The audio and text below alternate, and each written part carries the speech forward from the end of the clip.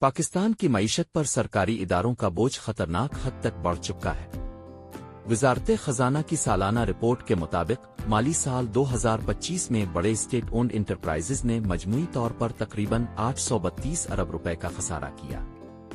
سب سے زیادہ نقصان کرنے والے اداروں میں نیشنل ہائی وے اتھارٹی، بجلی کی کمپنیاں، پاکستان ریلوے اور پی آئی اے شامل ہیں۔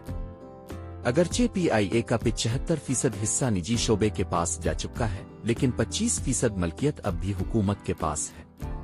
سرکاری اداروں کا یہ خسارہ واضح کرتا ہے کہ اصلاحات ناگزیر ہیں۔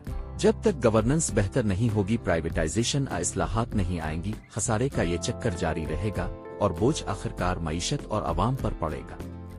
سوچئے، حکومت جو ٹیکس جمع کرتی ہے، اس کا ایک بڑا حصہ ترقیاتی منصوبوں، تعلیم، صحت پر خرچ ہونے کے بجائے خسارہ کرنے والے اداروں کو سہارا دینے میں لگ جاتا ہے۔ جب حکومت بار بار بیل آؤٹ دیتی ہے تو اس کا سیدھا مطلب ہے کہ تو مزید قرض لیا جائے گا، نئے ٹیکس لگیں گے۔ دونوں صورتوں میں دباؤ عوام اور نجی معیشت پر آتا ہے۔ اس خسارے اور آئی ایم ایف کے دباؤ کی وجہ سے حکومت پرائیویٹائزیشن کمیشن آف پاکستان کے ذریعے نجکاری کے عمل کو ترجیح دے رہی ہے۔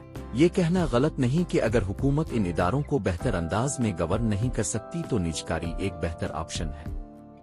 اس نجکاری کی سب سے اہم وجہ مالی نظم و ضبط ہے۔ نجی مالک منافع کے بغیر کاروبار نہیں چلا سکتا، اس لیے وہ لاگت کم کرے گا، کارکردگی بہتر کرے گا اور غیر ضروری اخراجات ختم کرے گا۔ دوسری وجہ سرمایہ کاری اور جدیدیت ہے۔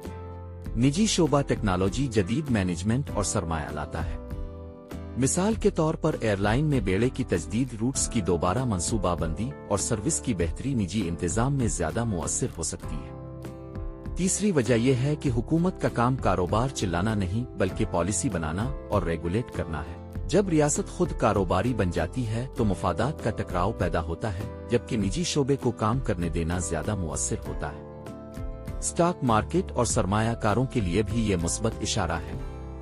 سنجیدہ نجکاری سے مالیاتی نظم و ضبط بہتر ہوتا ہے، بجٹ خسارہ کم ہوتا ہے اور قرضوں کا دباؤ گھٹتا ہے، جس سے معیشت طویل مدت میں مستحکم ہو سکتی ہے۔